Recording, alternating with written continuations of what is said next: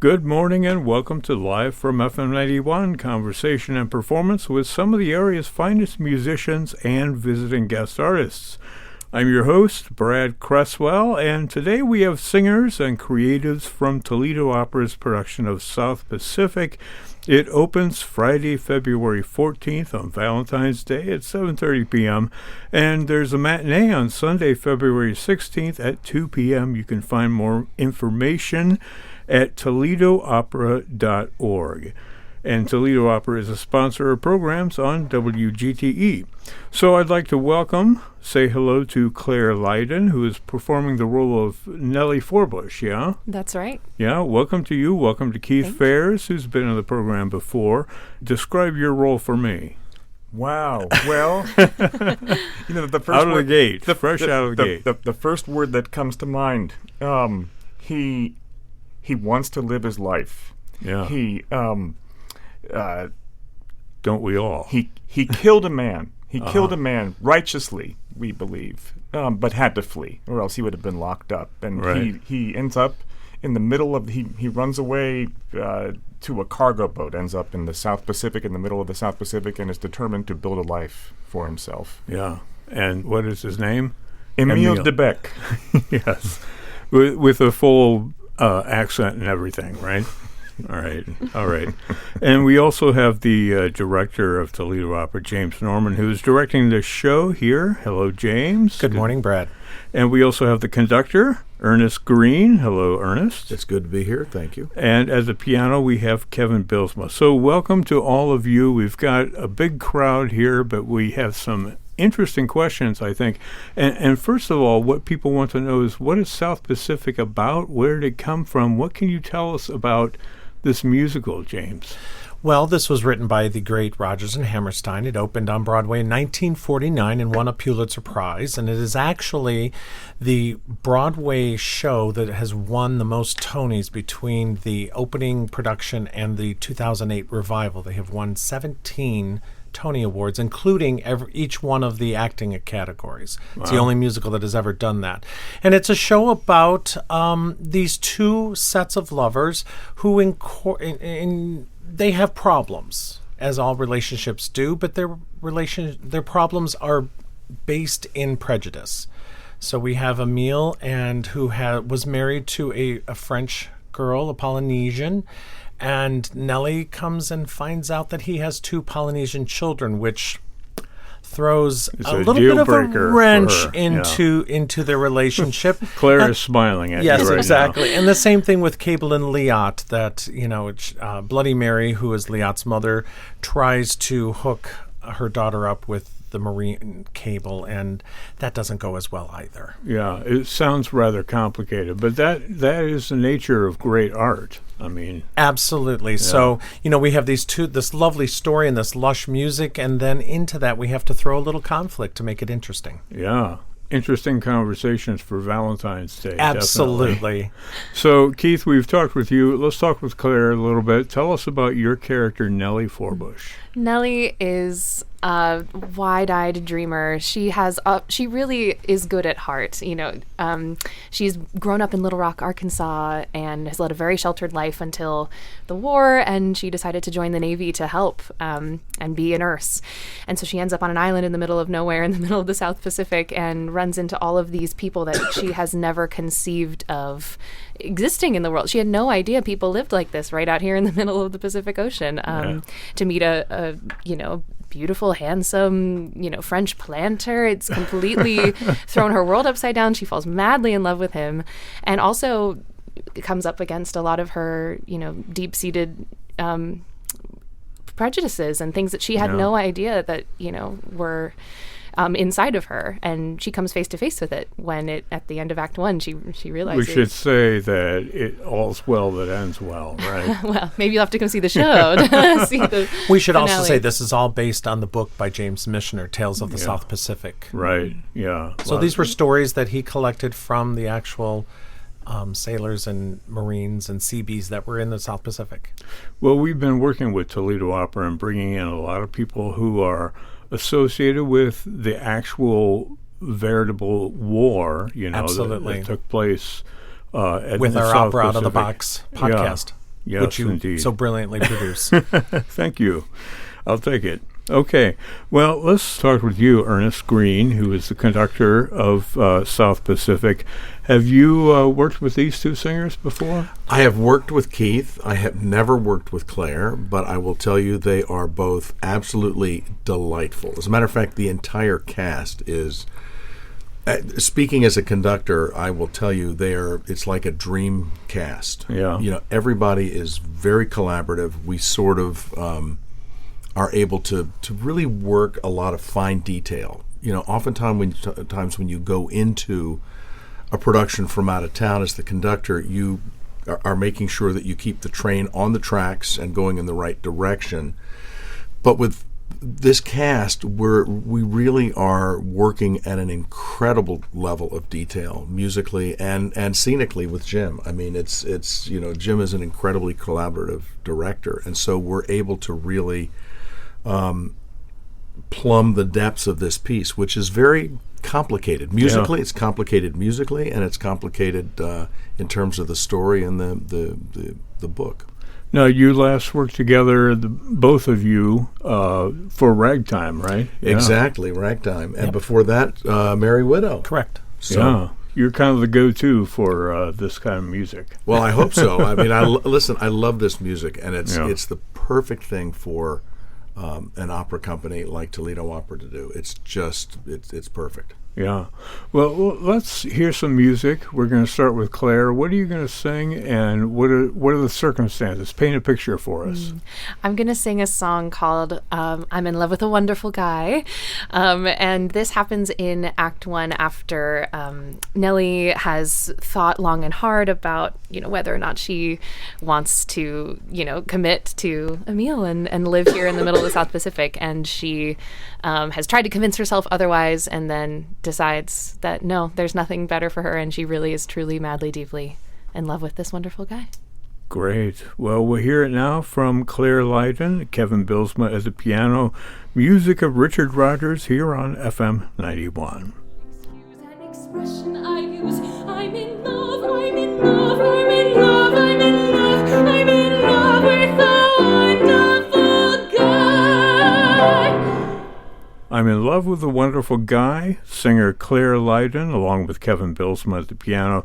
She was performing a song from Toledo Opera's production of South Pacific, which is happening Valentine's Day weekend, Friday night, February 14th at 7:30 p.m., Sunday, February 16th at 2 p.m. That's a matinee performance. You can find more information at toledoopera.org. Claire, great performance there. I love your voice. I'm curious, how do you deal with the whole musical theater versus opera thing? Oh, what a great question. So I love to do what's called crossover work. So I sing in opera and operetta and musical theater as well. Golden Age musical theater like this, as well as contemporary pieces as well. And I love the challenge of using my instrument in all these different kinds of technical ways and also storytelling ways. I mean, there's nothing like storytelling in opera because it is so driven by the music and the emotion. And in musical theater, because, the scenes in South Pacific are expertly written, but they're long book scenes. It's almost like a play with music inside of it. Yeah. And it's really, really fun to get to stretch all of those muscles. And I find that my training in opera, I studied bel canto as well as, musical theater and acting, has really informed my ability to perform this kind of a rep. And, I'm classically a soprano. I sing roles like Mabel in The Pirates of Penzance. And I think the ability to sing something like Nellie, where it sits a little bit lower in the range, a little bit more belty, comes from that operatic training. So it's kind of a perfect marriage. Yeah. Well, Keith, you kind of fit into that category a little bit. Why don't you talk about your career as well? Well, you might remember that you and I nerded out a bit over John Reardon when I came on the show. You did more than I did. I did more than you did. I identify with a singer like John Reardon, who was bright, kind of on the high end of the baritone spectrum. Yeah. And one of the challenges with this role is that it was written for a basso cantante. Ezio Pinza. Ezio Pinza. Yeah. So there's that element. I'm kind of in a different tessitura than I'm used to. But there's also trying to sing with some infusion of French accent Yeah. while still being intelligible, and that's Okay. another challenge. Well, we'll find out with one of the signature tunes from South Pacific. James, before I go any further, let me ask you, and it's sort of related to the question that I've asked these two singers. What is a musical doing in the midst of your operatic history at Toledo Opera? Well, it's been a trend around the nation for probably about a decade. I think Chicago Lyric and Atlanta Opera started this 10 years ago, where they started infusing Broadway musicals into their seasons. They're very popular, which is a good thing coming out of COVID, that we can sell tickets, and South Pacific is selling very, very well.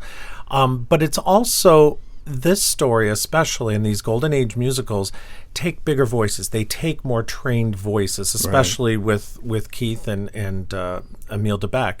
But it's something that if we can do it with those trained voices and on an operatic scale, as far as the production, the full orchestra, we're using a 30-piece orchestra, which, hasn't been done on Broadway for a while.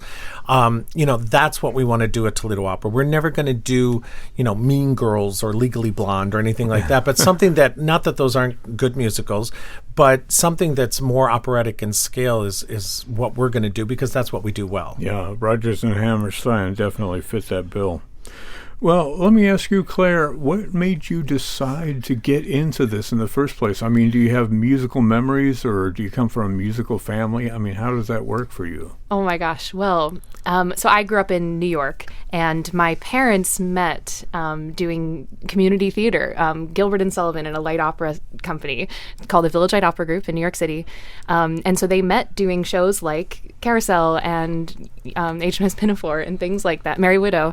And so I was a toddler running around these rehearsals. And they told you never to sing, right? Well, it was such a passion project. Like all of these, aunties and uncles from this theater company were like my family. Like my parents had Hail Poetry sung at their wedding, and so I was just around it my whole life. And when I went to college, I was like, I'm not doing theater. No, like I'm going to strike out on my own. And I ended up right back here because I couldn't stay away. I think it's just in my blood. Yeah. Keith, do you have any stories to tell about how you got interested in music in the first place? Well, I started out on trumpet in fourth grade. That was sort of the family instrument my brother and father had played. Yeah. But it's an interesting connection, or segue rather, to this production and to when I started singing. I had loved playing in the pit orchestras in high school. Kind of got bit by the theater bug there, and then we actually moved out of state, and the high school where I ended up didn't have enough people for a pit orchestra. And they needed guys for their show, which was South Pacific. And it was the first show I ever did. You've come full circle. And I auditioned, and I played Emile DeBeck, and they graded my temples, and I wore my dad's sport coat. And so you already knew the score, is what you're saying. yes.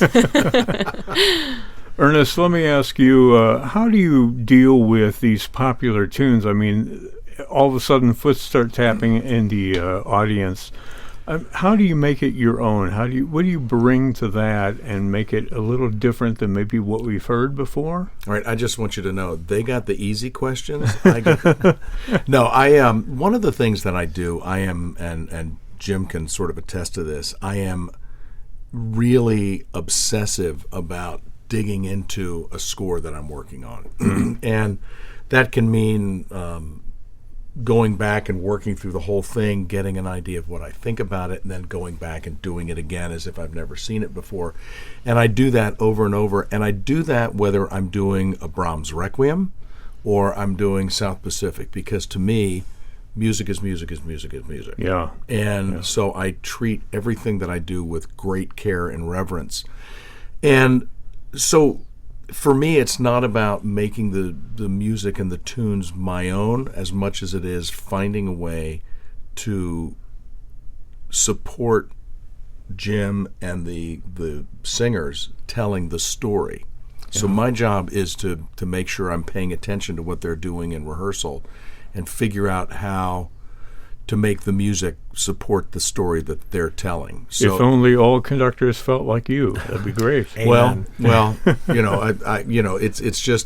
how I do it. And Jim was laughing. I got to my first rehearsal. He said, "So how many copies of South Pacific is this for you?" Because I went through like 3 because I marked them all up, and actually this one has a hole erased in a page.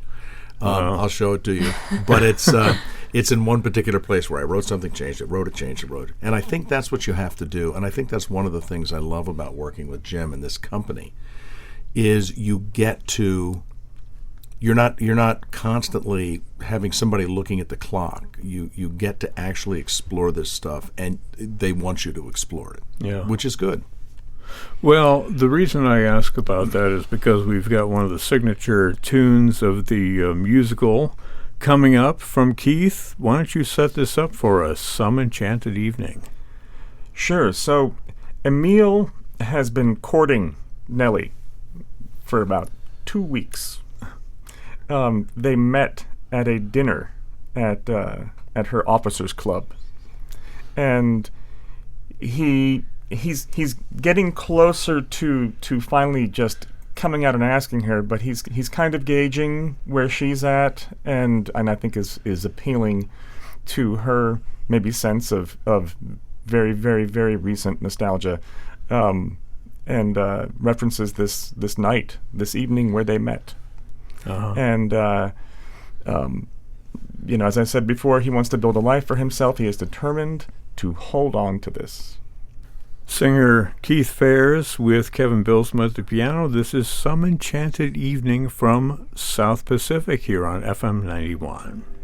Some enchanted evening,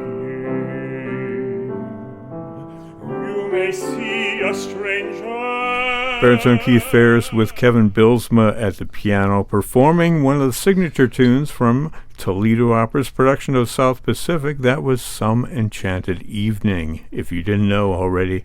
Keith is back at the microphone now, and I want to ask you two, Keith and Claire, about the lack of duets, and maybe Jim wants to sign in on this and talk a little bit. Normally we would have you singing a duet up here, but we don't have that. We have a lot of arias and soliloquies that are, beholden only to you. So I wonder if you have something to say about that. Well, when Rodgers and Hammerstein were writing this, they wrote it for Mary Martin. Right. So they went back and, they already had her in mind. And when they were talking with her, she said, well, who's going to play Emile de Becque? And they said, well, we're thinking of Ezio Pinza, who was a famous Metropolitan Opera basso profundo. Right. Huge voice. And that was back in Broadway times when there were no microphones. And Ms. Martin said, that's a problem. They said, no, we have it all covered. And they wrote this show. They don't sing together, but just a couple lines. So you mentioned the soliloquy. One of them is called Twin Soliloquies, where Nellie sings her thoughts, Emile sings his thoughts, and they never sing together.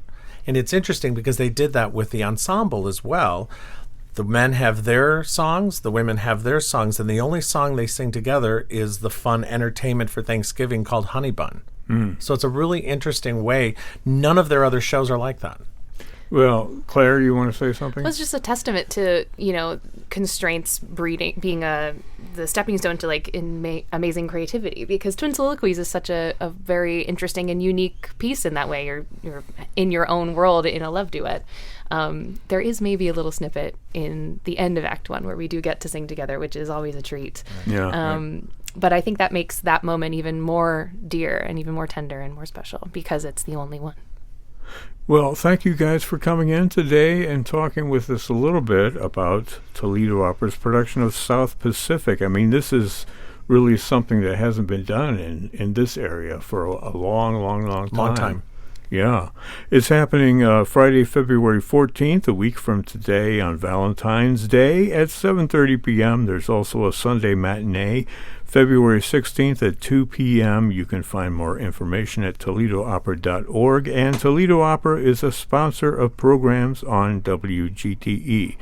My thanks to everyone here, to Claire Lydon, Keith Fares, who are singers, conductor Ernest Green, director James Norman, and pianist Kevin Bilsma. You've been listening to Live from FM 91. I'm your host and producer, Brad Cresswell. The broadcast engineer for this program is Logan Cooney. Thanks for joining us today here on your public radio station, FM 91.